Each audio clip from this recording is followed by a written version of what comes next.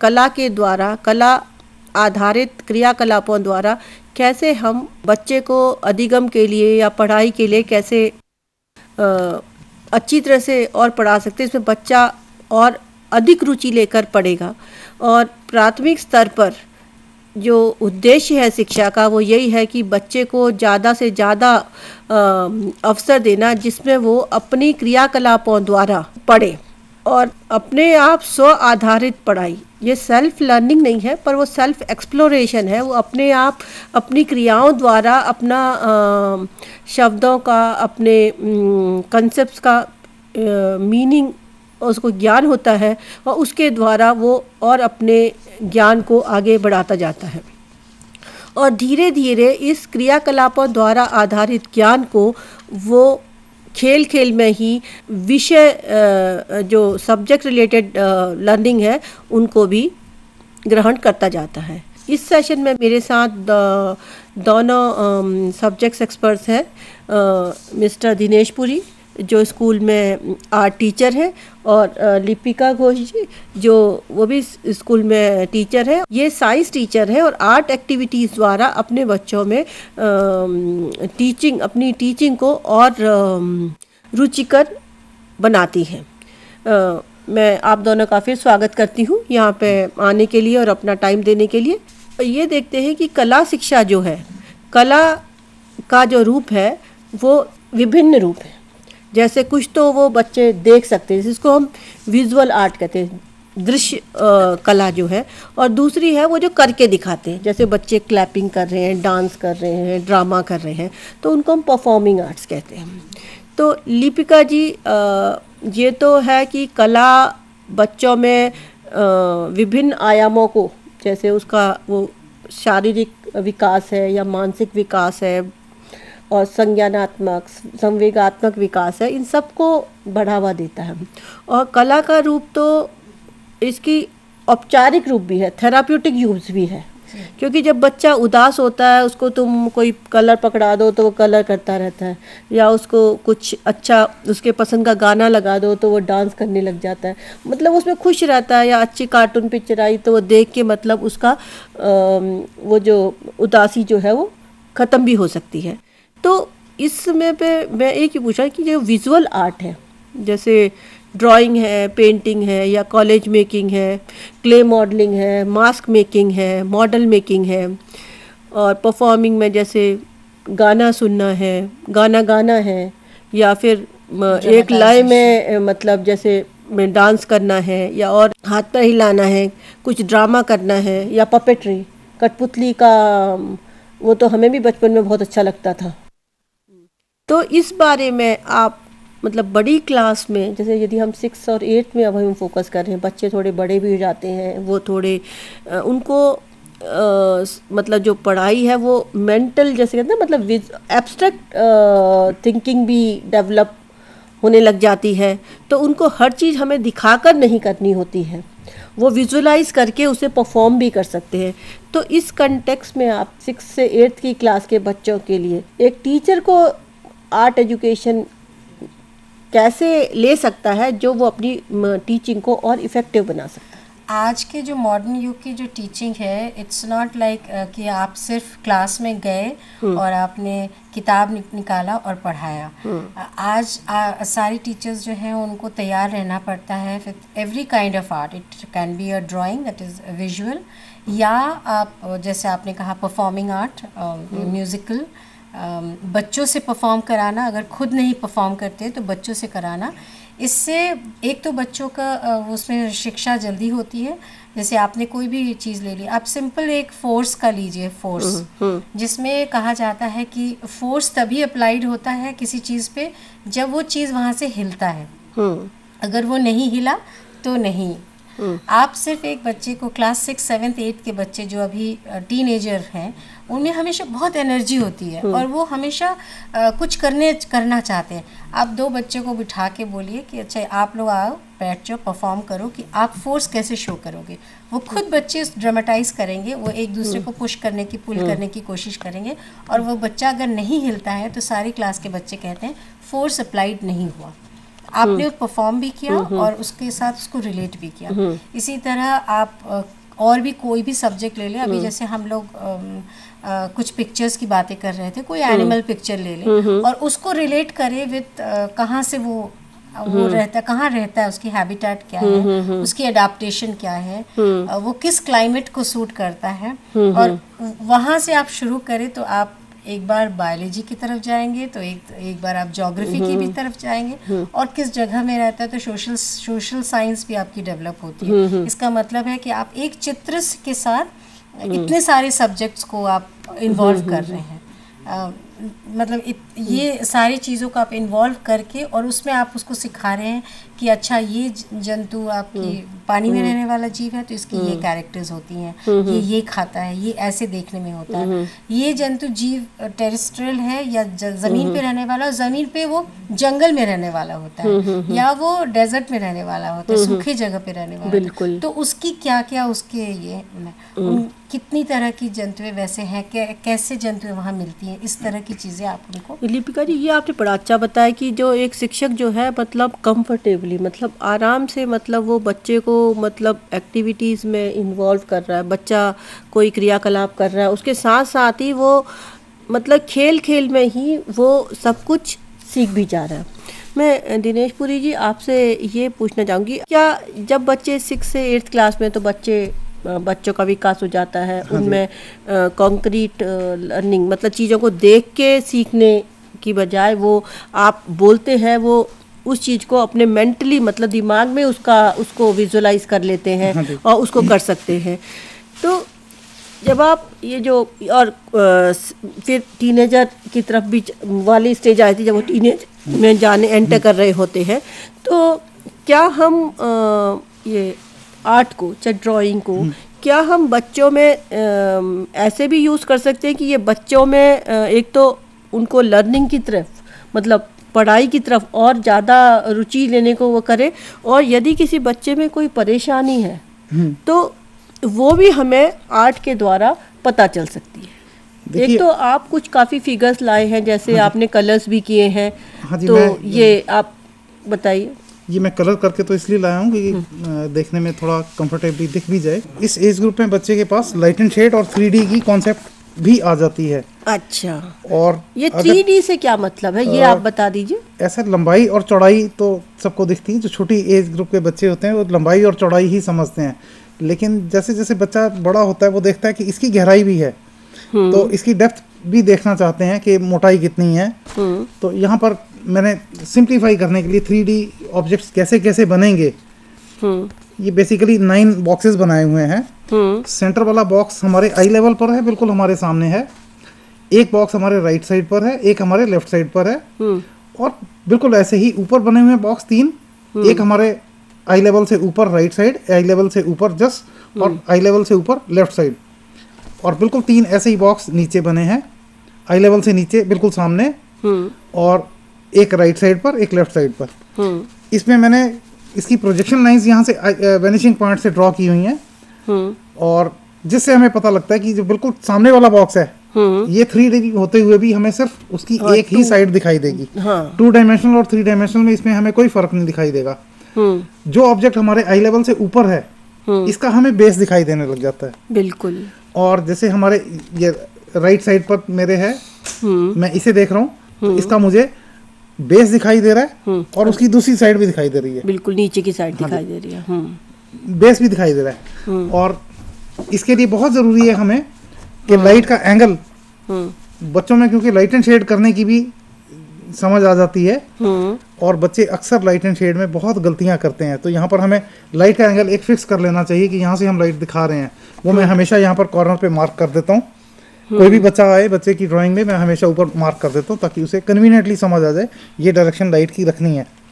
एक ही ड्राइंग में ऐसा ना करे कि एक ऑब्जेक्ट पे इधर से लाइट आ रही है और दूसरे ऑब्जेक्ट पे ऑपोजिट साइड से आ रही है। तो ये बेसिकली कॉन्सेप्ट इस चीज़ की है। और अगर इसमें कोई बच्चा बिल्डिंग बनाना चाहता है जो हमारे आई लेवल के नीचे से शुरू होती है, तो समझ लेते हैं हम यहाँ से बिल्डिंग शुरू हो रही है, बेस उसका, और हमारे आई लेवल के ऊपर खत्म हो रही है, तो इस रेक्टेंगल को अगर वो बना लेगा, इस ब्लॉक को, तो ये उसकी बिल्डिंग का स्ट्रक्चर बन जाएगा।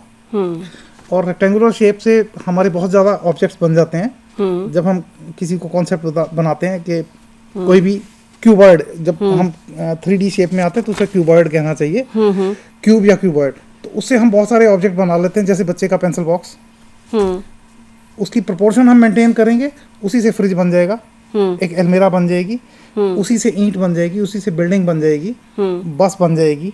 और थोड़ा कॉम्प्लेक्स स्ट्रक्चर अगर हम देखते हैं, सोफा, बेड, इस तरह की ऑब्जेक्ट भी हम बना सकते हैं इसी से। तो ये कॉन्सेप्ट अगर क्लियर हो जाती है बच्चे को 3D की, तो बहुत सारे ऑब्जेक्ट वो 3D वाले बना सकता है। इसके अलावा बच्चा सर्कल, स्क्वायर, ट्रायंगल से ही बना सकता है जोड़ जोड़ के। जब हम 3D शेप में बात करते हैं तो हमारे पास सर्कल के नाम पर और ऑब्जेक्ट आ जाते हैं। जैसे सर्कल जिसे हम कहते थे, उसे यहाँ पर हम स्फीयर भी कह सकते हैं, एक बॉल जैसी शेप। अब सर्कल जैसी मिलती जुलती अगर शेप देखते हैं तो एक सिलेंडर भी है जो एक तरफ से रेक्टेंगुलर है, एक तरफ से सर्कुलर है। सेम वे एक कोन जो मैंने यहाँ बनाई है, कोन भी एक तरफ से सर्कुलर है, दूसरी तरफ से ट्रायंगुलर है। तो इसमें दो दो तीन तीन शेप्स का मिक्सचर है। फिर एक क्यूब या क्यूबॉइड और ट्रायंगुलर शेप और स्क्वायर शेप या पेंटागन वगैरह का मिक्सचर, जिसे हम पिरामिड कहते हैं। इसमें मैंने लाइट एंड शेड की है, जो कि नॉर्मली जब बच्चा लाइट एंड शेड करना शुरू करता है तो उसमें आम तौर पे जो गलती करता है कि बिल्डिंग बनाई, उसे लगता है हर चीज पे लाइट एंड शेड होता ही है। फ्लैट दीवार पे भी वो लाइट एंड शेड कर देता है, जिससे वो फ्लैट की बजाय गोल लगने लग जाती। तो मैंने दो ग्रुप्स बनाए हैं, एक ग्रुप ये है, एक इधर बनाया हुआ है जो क्यूब और पिरामिड वाला ग्रुप है। ये हार्ड एज्ड ऑब्जेक्ट है, बिल्कुल हार्ड एज है, आप देख सकते हैं बिल्कुल अच्छे से कि उसका लाइट एंड शेड कहीं चेंज नहीं हो रहा, फ्लैट कलर है। ये पूरा इस साइड तक फ्लैट कलर है, उसके बीच में कहीं लाइट एंड शेड चेंज नहीं हो रहा। उसकी जहाँ साइड चेंज होती है, डायमेंशन चेंज होती है, वहां पर हम लाइट दिखा टोन चेंज करते हैं। हाँ जी, जैसे टॉप है, इसमें भी मैंने लाइट का एंगल मार्क किया हुआ है, देख सकते हैं आप, यहाँ से लाइट आ रही है। ये सबसे हल्का एरिया, ये थोड़ा सा डार्कर है, ये ज्यादा डार्क है। और उसकी साथ में उसकी शेडो ऐड करने से वो ऑब्जेक्ट की वॉल्यूम आ जाती है कि हमने इसे कहीं पे रखा हुआ है। पिरामिड मैंने बना रखा है, पिरामिड की यहाँ पर दो ही साइड दिखेंगी, हाँ, लेकिन पिरामिड की शेडो नहीं बनती, पिरामिड की शेडो कहीं नहीं बनती। अच्छा, जब तक वो किसी दीवार के पास ना हो। ये डिपेंड करता है पिरामिड की साइज के ऊपर। बिल्कुल वैसे ही जैसे पिरामिड है, वैसे हमारे पास कोन है, कोन की भी शेडो कहीं नहीं पड़ती। और एक सिलेंडर बनाया, एक स्फीयर बनाया। ये सॉफ्ट एज वाले ऑब्जेक्ट हैं। सॉफ्ट का मतलब ये नहीं कि नरम है, सॉफ्ट का मतलब ये कि इसका आप एज को डिफाइन नहीं कर सकते कि यहाँ खत्म हो रहा है, इसके बाद टोन चेंज हो रही है। हाँ जी, इसमें कलर ऐसे लगाना चाहिए कि ग्रेजुअली चेंज हो रही है लाइट एंड शेड। जो आमतौर पे बच्चे ऐसा वाला लाइट एंड शेड, जो ऐसे ग्रेजुअल वाला कहीं भी लगा के सोचते हैं हमने लाइट एंड शेड कर लिया, और वो फ्लैट वॉल को भी कर्व बना देते हैं। तो ये एक बहुत बड़ी गलती होती है। इसलिए मैं चाहूंगा कि ये बच्चे अगर देखें तो उनके लिए बड़ा हेल्पफुल होगा ऐसे रखना। और टीचर्स के लिए भी ये बहुत हेल्पफुल है, क्योंकि टीचर्स को भी तो एक कंसेप्ट आएगा।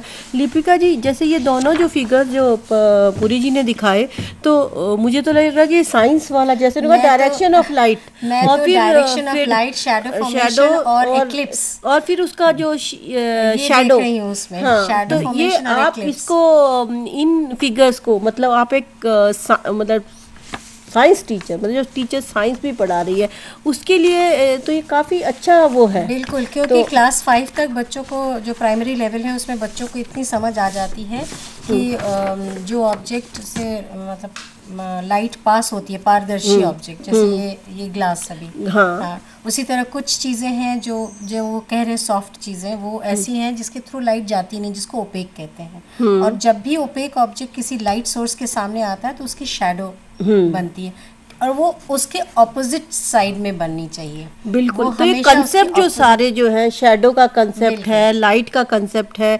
डार्क कलर किए हुए हैं, मेरे को तो लगा डार्क कलर किए हुए हैं, लाइट कलर है, कलरलेस है। तो ये जो कंसेप्ट जो है, जैसे लाइट पड़ेगी और जहाँ पे लाइट नहीं पड़ेगी वहाँ पे डार्क है।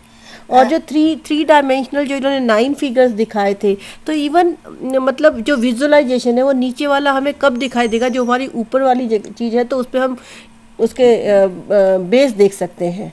और जो ये हमारी गलती है, हम टीचर्स की गलती, शिक्षकों की ये गलती है कि हम जब पढ़ाते इग्नोरेंस है। हाँ, नहीं, इग्नोरेंस नहीं कहूँगी, हम जब पढ़ाते हैं तो हम इतने सीरियस हो जाते हैं कि हम इन चीज़ों को नहीं देखते हैं। अगर हम इन चीज़ों को पढ़ाते वक्त भी इनको अपने आपस में मिला के करें तो बच्चों में वो कन्फ्यूजन नहीं होगा। वो जब वो आर्ट क्लास में करेंगे तो उनको याद रहेगा, या जब वो साइंस क्लास में आएंगे तो वो उनको आर्ट सर की वो बातें याद रहेंगी जो वो रिलेट करें। दो सब्जेक्ट को एक साथ मिलाना, ये हमारी अभी जो हम कर रहे हैं वो वही है कि सब्जेक्ट और आर्ट, और वो आर्ट किसी भी माध्यम में, वो रंगों के माध्यम से हो या गाने के माध्यम से हो या ड्रामेटाइजेशन से हो, तो उसको करना वो हम शिक्षकों का काम है, और वो हमें करना पड़ेगा थ्रू सम एक्टिविटी। जो ये इन्होंने जो दिखाया बहुत अच्छा ये एक्टिविटी मुझे लगा, ये मुझे बड़ा अच्छा लगा, क्योंकि देखो shadow, concept of shadow, shadow कहाँ बनेगा, और उसके डेप्थ से आप जब मैथ्स में तब तक ये ट्रायंगल्स की वॉल्यूम और क्यूबिकल्स और ये सब करना शुरू कर देते हैं, तो उनको सिलेंडर का कैसे वॉल्यूम निकालना है, क्यों निकालना है, ये अब उनको जब ये बनाने के बाद उनको ये समझ आएगी कि इसका सर्कमफ्रेंस क्या होता है, और तब वो रिलेट कर पाएंगे। एक्चुअली हमारे मतलब शिक्षा प्रणाली में सबसे मतलब जो विडंबना कह सकते हैं ये है कि हर टीचर इस बात में रहता है कि कैसे उसका वो जो सिलेबस है वो कवर हो जाए, और सिलेबस कवर होने में टीचर को बस ये लगता है कि उसे हर शब्द बच्चों को लेक्चर देके या बच्चों को बताना है। वो बच्चों को मतलब कवर, एक तो सिलेबस पूरा करने में वो इतना बिजी हो जाता है या इतना एनग्रॉस हो जाता है कि उसे मतलब कैसे अपनी टीचिंग को मतलब बच्चों के हिसाब से पार्टिसिपेटिव बनाना है वो नहीं पता चलता। मैं यहाँ पर एक बात कहना चाहूँगी कि टीचर्स जब पढ़ाने जाती हैं उनके पास टाइम बहुत कम रहता है, सिलेबस बहुत ज़्यादा होता है, इसलिए जो टीचर पढ़ाने जाए अगर वो प्लानिंग पहले से करे वो बहुत एसेंशियल है। प्लानिंग अगर शुरू में हो जाए कि मुझे आज के कक्षा में क्या कराना है, ना कि हम क्लास के अंदर घुसने के बाद अच्छा मैंने कहाँ कल पढ़ाया था आज वहाँ से शुरू करते हैं, तभी ये सब प्रॉब्लम्स अराइज करती है। क्योंकि हमारा सिलेबस पहले से प्लान्ड है और हमारी कितनी कक्षाएं हर हफ्ते किस कक्षा में कितने दिन जाना है वो भी हमारे पास प्लान्ड है। अगर हम उसको अच्छे से प्लान कर ले कि हमको इतनी देर पढ़ानी है और इतनी देर थोड़ा सा आर्ट्स और उसको लेके भी अगर हम चलें तो शायद पढ़ाने का जो वो इट बिकम्स लिटिल मोर एक तो easier। मुझे लगता है कि जो शिक्षक हैं, ये जो कला का शिक्षक है, जो आर्ट एक्चुअली स्कूल में हर चीज़ को एक अलग अलग भिन्न जैसे कहते हैं ना विषय बना दिया है। और जो कला का शिक्षक है उसका है कि वो तो कुछ काम नहीं, बस ड्राइंग सिखा दिया। पर यदि हम प्लान करना तो ठीक है, प्लान करके और हर चीज को इंटीग्रेशन में यदि हम देखें, देखो कला का जो शिक्षक है वो जो सिखा रहा है वो एक कला ही नहीं सिखा रहा है, वो तो आधे से ज़्यादा हमारे और सब्जेक्ट्स पढ़ा दे रहा है। हमें ये है कि हमें ये पता होना चाहिए कि उसको कैसे इंटीग्रेट करें, कैसे अपने सब्जेक्ट के साथ, इसलिए उसमें क्या होगा कि हर अध्यापक के पास ज़्यादा टाइम हो जाएगा, क्योंकि वो वही चीज़ें रिपीट नहीं करेगा। क्योंकि आज भी हमारे देश में ऐसे स्कूल हैं जहाँ पे विज्ञान का विषय जिसमें क्रियाकलाप होने चाहिए उसे भी हम किताबी ज्ञान से पढ़ा देते हैं, तो वो कॉन्सेप्ट्स क्लियर नहीं हो पाते हैं, जिसकी वजह से। और ये है कि इसमें शिक्षक का तो भार बढ़ता ही है, क्योंकि जब मुझे सारा एक एक शब्द बच्चों को लेक्चर दे के मैं पढ़ाऊंगी तो जो मेरे को समय दिया गया है वो मेरे पास कम हो जाएगा, और साथ ही साथ बच्चे भी अच्छी तरह से अधिगम नहीं कर पाएंगे, नहीं सीख पाएंगे, क्योंकि जो वो सारी एक्टिविटीज़ कर रहे हैं वो डिफरेंट कंपार्टमेंट में है। क्योंकि उसे आर्ट करना है वो भी अनरिलेटेड है, और उसे साइंस पढ़ना है उसका भी कला से कुछ वो नहीं किया गया है, उसको कुछ परेशानी है उसको भी हम कला के माध्यम से नहीं कर सकते हैं। बिल्कुल। अगर हाँ किसी बच्चे को हमने देखा कि वो बहुत ज़्यादा कोई ऐसे रंग को इस्तेमाल कर रहा है जो एक्सेप्टेड नहीं है, आपके चित्र में वो रंग की ज़रूरत नहीं है, वो काले को इस्तेमाल कर रहा है या किसी का, तभी वो अगर वो आर्ट टीचर का वो जो भी उसने बनाया वो अगर किसी भी टीचर जो स्पेशलिस्ट है इसमें उनको दिखाया जाए तो उसको समझ आ जाएगी कि ये बच्चा किसी बुरे दौर से जा रहा है। तो वहीं पर आप उसकी तुरंत उसकी मतलब कला का एक थेराप्यूटिक यूज भी है, बिल्कुल। क्योंकि बच्चा यदि कोई डिप्रेस है तो वो उसमें उसी भी तरह से एक्सप्रेस करेगा अपने उसको। आप को। और एक और बात हमने ये देखा है मतलब स्कूलों में कि हर टीचर का ये होता है यदि हाथी, मैंने बच्चों से कहा है हाथी बनाओ, तो हाथी यदि उसने थोड़ा पतला बना दिया, मरियल बना दिया, टांगे उसकी accept नहीं अनइवन करना। बना दी, तो जो टीचर है उसको, जो कॉमन टीचर जिसे कला का मतलब नहीं पता है, तो वो उसको डांट देता है। या उसने गुलाबी रंग का हाथी बना दिया, हो सकता है खिलौनों में जो सॉफ्ट टॉयज है उसमें तो गुलाबी रंग का भी मिल सकता है, पर हाँ हमें ये भी जरूर बताना है बच्चे को कि हाथी गुलाबी रंग के नहीं होते हैं, पर और उसको पर हमें बिल्कुल deny नहीं करना उसे है। डिस्करेज नहीं करना है कि उसने जब ये बनाया है उसका एक्सप्रेशन देखना है, उसने यदि गुलाबी रंग भरा तो क्यों भरा। जनरली स्कूलों में क्या होता है, यदि बच्चा गलत कलर भर के आ जाए तो टीचर उस बच्चे को फटकार देती है, बजाय उससे ये जानने को कि उसने क्यों किया है। क्योंकि यदि मेरे पास जो खिलौने वाला हाथी है वो गुलाबी रंग का है और किसी बच्चे ने हाथी देखा, मैंने हाथी अभी तक नहीं देखा है खिलौनों को छोड़ के, तो मेरे लिए तो हाथी गुलाबी रंग का ही है। तो इसलिए एक शिक्षक को इतना सेंसिटिव, संवेदनशील भी होना चाहिए कि वो कला को एक माध्यम समझे, और यदि बच्चे ने उसे उचित रूप से नहीं व्यक्त किया है तो पहले तो वो जो उसने व्यक्त किया है व्यक्तता, उसकी अभिव्यक्ति को देखे, और बाद में साथ ही साथ ये भी उसकी एक जिम्मेवारी है कि उसकी अभिव्यक्ति को सही भी करे।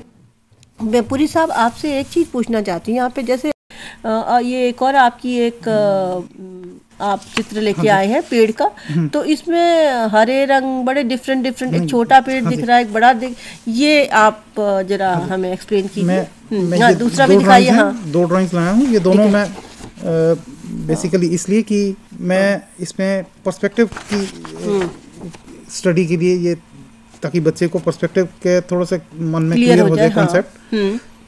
पर्सपेक्टिव हम कई तरह से दिखा सकते हैं, और जो 3-4 तरीके एकदम इमीडिएट ध्यान में आ रहे हैं, जैसे ओवरलैपिंग से हम पर्सपेक्टिव दिखा सकते हैं, कंट्रास्ट से दिखा सकते हैं, कलर से दिखा सकते हैं, डिटेल से दिखा सकते हैं, और साइज से दिखा सकते हैं। तो यहाँ पर इस ड्राइंग में जैसे आप देख पाएंगे कि यहाँ पर साइज छोटे बड़े किए हुए हैं। ये दूर बहुत छोटे छोटे पेड़ हैं, ये थोड़ा बड़ा पेड़ है, ये बहुत पास में ज्यादा बड़ा पेड़ है। तो कॉन्सेप्ट क्लियर करने के लिए मैंने ये जब हम रेल में जाते हैं ना, तो रेल में वो हिलते हुए से पेड़ दिखते हैं, वो पीछे वाले आगे आते हुए दिखते हैं, पीछे। हाँ, ये भी जो दूर वाला पेड़ बनाया मैंने सिर्फ लॉलीपॉप है, आप देखेंगे सर्कल जैसी कोई शेप है और जस्ट उसके नीचे एक डंडी है। थोड़ा उसके नजदीक जो पेड़ है वो उसमें थोड़ी सी पेड़ की टहनियां भी देख सकते हैं हम एक तो, और लेकिन बड़ा क्लाउड जैसा स्ट्रक्चर है, थोड़ा इरेगुलर। जैसे हम देखते हैं ज्यादा पास वाला पेड़, तो उसमें हमें पेड़ का टेक्सचर भी थोड़ा सा दिखाई देता है, पेड़ के पत्तों का भी टेक्सचर दिखाई देता है, और इसमें अलग अलग तरह की ये अगर आप देखते हैं पत्तियां तो हैं, लेकिन अगर आप इन शेप्स को तोड़ें थोड़ा थोड़ा, तो आपको ऐसा नहीं लगता उसमें स्फीयर्स बने हुए हैं, लेकिन टेक्सचर वाले हैं, गेंद जैसी शेप दी हुई है, जिसमें ये कॉन्सेप्ट दिया जा सकता है कि ये जो पेड़ का तना जो है ये सिलिंड्रिकल शेप है, इसमें लाइट शेड है, शेडो वाली साइड ज्यादा डिटेल दिख रही है आपको टेक्सचर की, और जैसे ऊपर वाले पार्ट है ये स्फीयर जोड़ के, ढेर सारे स्फीयर जोड़ के भी हम बना सकते हैं, जिससे लाइट एंड शेड पेड़ में करना आसान हो जाएगा। एक तो ये हमें पर्सपेक्टिव भी दिखा दिया हमने, एक तो दूर और पास का वो कंसेप्ट भी इसमें आ जाता है। बिल्कुल उसी तरह एक और ये मैं करके लाया, इसमें मैंने जान के ट्रायंगुलर शेप, जिसे हम कोनिकल शेप कहेंगे, कोनिकल शेप के ट्रीज लिए हैं, और एक और चीज दिखाई, यहाँ पर एक घर बनाया हुआ है पीछे, हट टाइप का, जो जिसके आगे एक पेड़ आ रहा है, तो ये ओवरलैपिंग हो गई। ओवरलैपिंग से भी हम डिस्टेंस दिखा देते हैं। और यहाँ पर जो बहुत पीछे हल्के नीले रंग के कुछ पेड़ हैं, बहुत हल्के नीले रंग के पेड़ हैं, और इस पे बिल्कुल डिटेल नहीं दिखाई दे रही, ऑलमोस्ट फ्लैट कलर है। जो दूसरा पेड़ है थोड़ा बड़ा वाला, हट के आगे वाला, उसमें थोड़ी सी डिटेल देख पा रहे हैं। और ये वाला जो है, इसमें आप डिफरेंट कलर्स भी दिख रहे हैं, पीला भी कलर भी दिखाई दे रहे हैं ज्यादा। हाँ। तो इसमें कलर से भी आप समझ सकते हैं कि कलर से भी हमने दिखा दिया, कंट्रास्ट से भी दिखा दिया। कंट्रास्ट का कितना डिफरेंस, इसमें लाइट एंड शेड का बहुत फर्क है, पीछे है ही नहीं, फ्लैट है। और डिटेल भी दिखाई दे रही है, आगे वाले में डिटेल दिख रही है, पीछे वाले में नहीं। आगे वाले में कलर ब्राइट है, पीछे वाले के कलर डल है। तो ये हमारे पास कई तरीके होते हैं जिससे हम डिटेल्स दिखा सकते हैं और डिस्टेंस का एहसास करा सकते हैं, क्योंकि है तो ये basically 2 dimensional surface, 3rd dimension का हम सिर्फ इल्यूजन देते हैं इसमें। बिल्कुल। तो वो इल्यूजन किस तरह से देना है हम समझा सकते हैं, तो बच्चों के लिए बहुत ज़रूरी होता है ये जानना भी। नहीं, ये तो साइंस हो गया, ये तो विज्ञान का मतलब आपके लिए तो ये डिटेल्स फाइनल चीज़ें होंगी आर्ट में, आर्ट एजुकेशन में। पर एक बच्चे के लिए तो मतलब एक ड्राइंग के साथ साथ कितने कंसेप्ट क्लियर होते जा रहे हैं कि मतलब एक जो दूर का, पास का, साइज का, क्योंकि जब हम देखते हैं जो चीज़ दूर होती है तो वो छोटी होती है, मतलब हमको तो छोटी होती है और पास में है तो पूरा लेकिन साइज बच्चे को दिखता ये है। महसूस नहीं होता। जब हम बच्चे में क्लासरूम में बच्चा आता है तो हम उसे एहसास दिलाते हैं कि दूर की चीज़ छोटी है। बिल्कुल। कैसे छोटी होती है, अब वो बच्चा मानने को तैयार नहीं कि मैं अपने घर जाता हूँ, मेरा घर तो उतना ही बड़ा है, दूर से छोटा कैसे दिख सकता है। तो फॉर्चुनेटली मेरे क्लास के बाहर खिड़की है, हर जगह होती है, क्लासरूम में खिड़कियाँ होती हैं, और मैं बच्चे से ये कहता हूँ कि यहाँ से जो दूर एक दीवार है सामने, वो मेरी खिड़की से बड़ी है, और वो खिड़की के अंदर ही अंदर क्यों फिट हो जाती है यहाँ पर, जब हम अंदर से देखते हैं या खिड़की के अंदर क्यों फिट हो जाती है, इससे बच्चे को दिख जाता है कि यहाँ दूर की चीज़ थोड़ी छोटी दिखती है। और डिटेल के बारे में तो जैसे हम देखते हैं पास से किसी भी चीज़ को देखते हैं, उसकी आँख में कोई कुछ चीज़ टेढ़ी मेढ़ी है दिखती है, स्किन का टेक्सचर भी दिखता है, जैसे आईब्रोज वगैरह प्रॉपर, लिप्स की शेप, नोज की शेप प्रॉपर दिखाई देती है। थोड़ा दूर जाने पे हमें उसका सिर्फ आईज का एक पैच दिखाई देता है, नोज का पैच दिखाई देता है, हेड का स्ट्रक्चर दिखाई देता है। बहुत ज़्यादा अगर कोई दूर हो तो हमें सिर्फ उसका हेड का ये पता लगता है कि ये उसका हेड है, बाकी इसका टॉर्सो है। तो इस तरह से डिटेल हम दिखा सकते हैं। ये तो हमारे सामने लाइव एग्जांपल्स होते हैं जो हम स्टूडेंट्स को दिखा सकते हैं। क्या लिपिका जी, ये जो परफॉर्मिंग आर्ट्स है, जैसे ड्रामेटाइजेशन है या डांस है या एक रिदम में डांस करना है, और ये जो एक्टिविटी ये ड्राइंग है, तो एक्चुअली परफॉर्मिंग आर्ट्स के बारे में आपका क्या है? क्योंकि ये तो इतने सिंपल एक्टिविटीज़ हैं, क्योंकि हम प्रोफेशनल ड्रामेटाइजेशन में नहीं जा रहे हैं, इसमें तो ये मेन चीज़ है क्योंकि ये एक्सप्रेशन के मीडियम है, बिल्कुल, चाहे वो टीचर के हैं चाहे वो बच्चों के हैं। तो यदि हम इनका यूज़ करें तो ये मेरे को लगता है कि बच्चों के लिए ज़्यादा आएगी। हाँ, आप कोई भी लिटरेचर, कभी कभी कुछ बच्चों के लिए जो साइंस की तरफ झुकाव जिनकी ज़्यादा होती है, उनके लिए वो बड़ा बोरिंग हो जाता है। जो बच्चे लिटरेचर पसंद करते हैं, जो आजकल बच्चे थोड़ा कम किताबें पढ़ते हैं पर फिर भी शुरू कर चुके हैं पढ़ना। अब अगर किसी मुंशी प्रेमचंद की कहानी लेनी है, आपने उसको क्लास में पढ़ाना है कोई चैप्टर, उसको आपने पढ़ाने के बाद अगर उन्हीं बच्चों को कहें कि कल मैं इसके ऊपर एक नाटक का रूपांतर देखना चाहूँगी, और पूरा क्लास को आपने 4 ग्रुप में बांट दिया और कहा कि आप इस में से कोई भी एक अंश हमें ड्रामेटाइज करके 5 मिनट का प्रोग्राम है वो होना चाहिए। अगर वो एक दिन का एक्टिविटी हो, वो जब आएंगे पहले तो उनकी तैयारियां, उन्होंने अपना स्क्रिप्ट लिखना, ये सब जब करते हैं तो वो अपने आप को तैयार कर रहे हैं to make a script right, to become a script writer और स्टोरी राइटर। उस स्टोरी के बेस पे वो कर रहे हैं। जब ये पूरा चीज़ तैयार हो जाता है और वो टीचर के सामने वो पेश करते हैं, और उसके बाद अगले दिन जब उसे कोई प्रश्न दिया जाता है तो सारे बच्चे उसका जवाब ठीक से लिख सकते हैं, क्योंकि उनको अब उस कहानी को बिना पढ़े उसकी जो उसके अंदर जो मीनिंग है वो समझ आ जाती है। तो ये रोल प्ले या ड्रामेटाइजेशन बहुत ज़रूरी है। इसमें ये भी आपने कह दिया, जैसे 4 ग्रुप्स में आपने बच्चों को बांटा, तो बच्चे ने एक बार नहीं, उसे 4 बार रिवाइज किया, 4 बार किया, क्योंकि एक बार उसने खुद किया और 3 बार उसने बाकियों का देखा, प्रोग्राम भी देखा।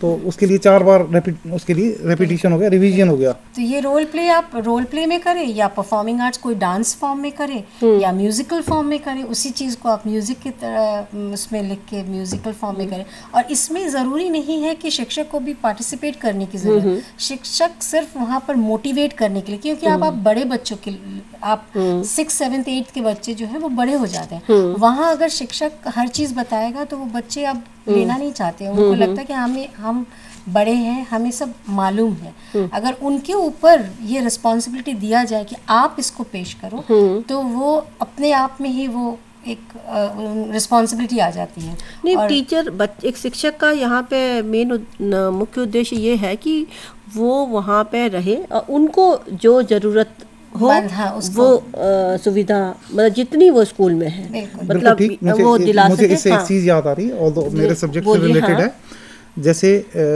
क्लास में अक्सर स्टूडेंट्स जो थोड़ा ड्राइंग के साथ बहुत कंफर्टेबल नहीं होते, उठ के टीचर के पास आते हैं कि मुझसे ये ऑब्जेक्ट नहीं बन रहा, या ह्यूमन फिगर नहीं बन रही, या भागता हुआ आदमी कैसे बनेगा।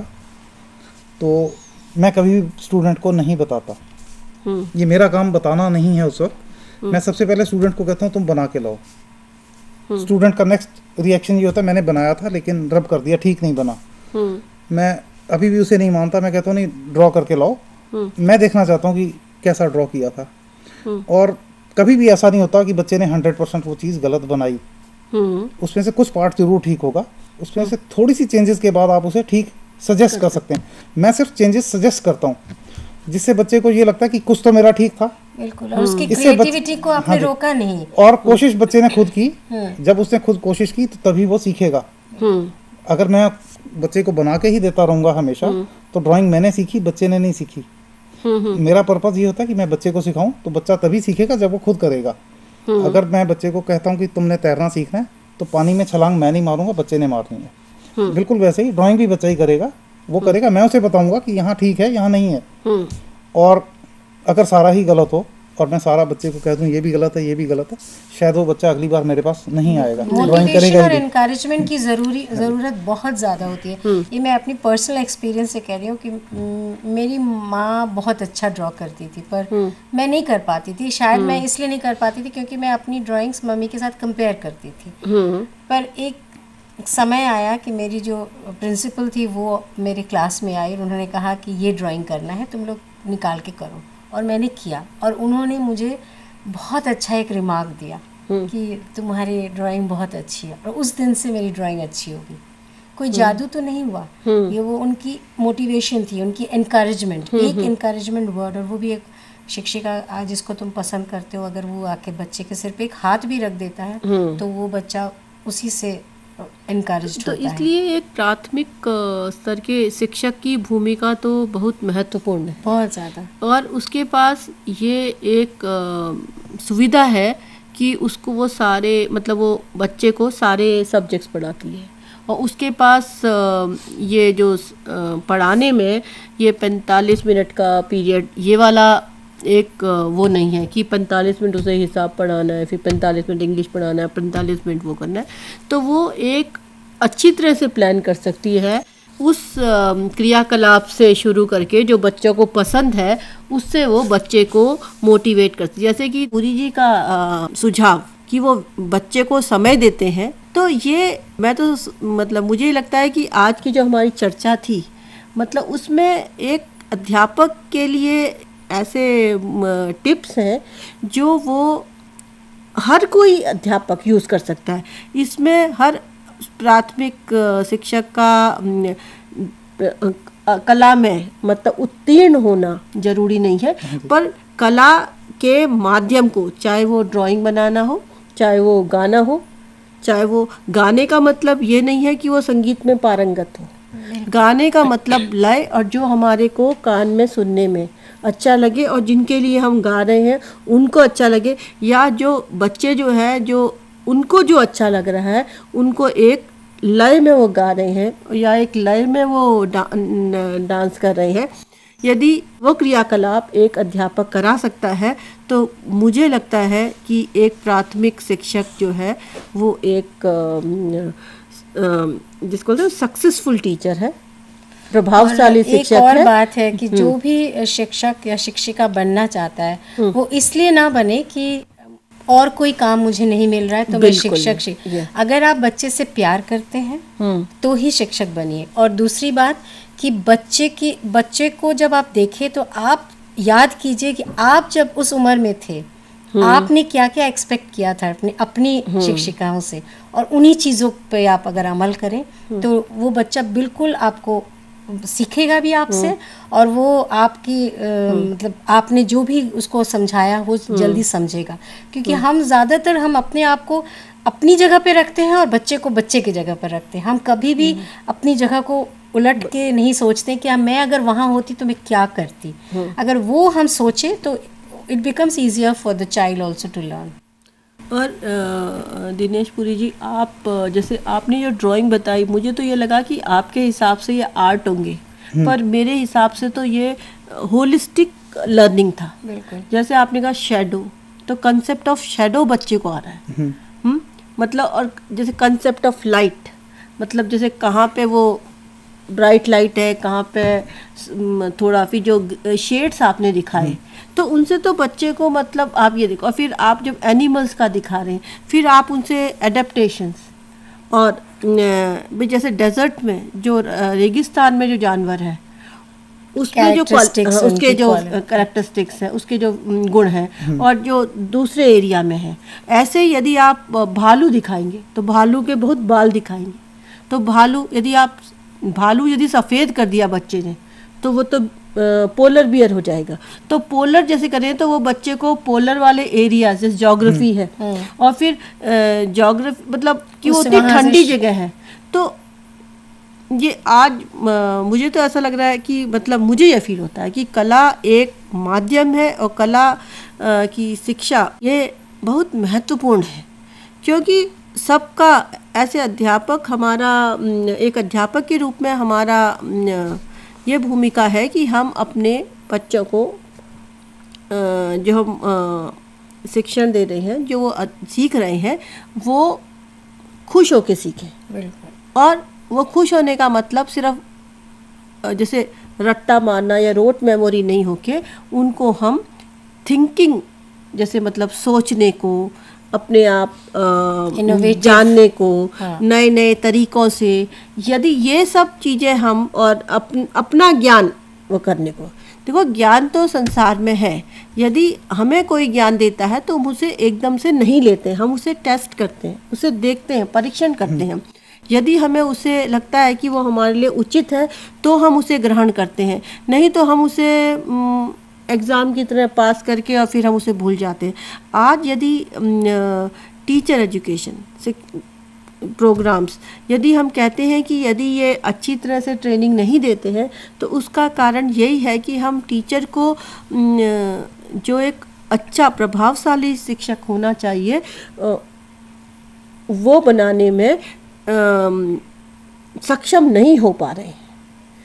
और यदि एक अध्यापक को उसकी भूमिका के लिए अच्छी तरह से प्रिपेयर किया जाए, क्योंकि उसका मेन काम अपना सिलेबस पूरा करना नहीं है, कोर्स को कवर करना नहीं है, और एक ये जो शिक्षा है ये तो एक टीम वर्क है जिसमें सारे जो शिक्षक हैं उनकी तो इसलिए मेरी तो हर शिक्षक से भी ये रिक्वेस्ट है कि अपने जब मैथ्स का टीचर है वो अपने को बहुत होशियार समझता है, साइंस का फिर वो, तो ये सब चीज़ें नहीं करके एक यदि हम एक ये समूह मतलब इसको एक वो लें कि ये हमारा सामूहिक काम है, और हम सारे सब्जेक्ट्स को एक अलग अलग कंपार्टमेंट में ना पढ़ा के उनको हम ऐसे माध्यम यूज़ करें जो बच्चों को रुचिकर लगे, तो उनका यदि हम उपयोग करेंगे तो हमारे लिए भी एक शिक्षण एक ऐसा प्रोफेशन ना हो के कि जिसमें हमें ये सब काम करना, ये सब मैंने सारा कोर्स सिलेबस कवर करा दिया, मैंने एग्ज़ाम दे दिए, मेरे बच्चे सारे 90% में आए, और ये सब ना हो के एक ऐसा मीडियम बन जाए जिसमें हम बच्चे को जैसा वो बच्चा है उसको अच्छे से अच्छा बनाने को उसमें प्रयत्न कर सकें।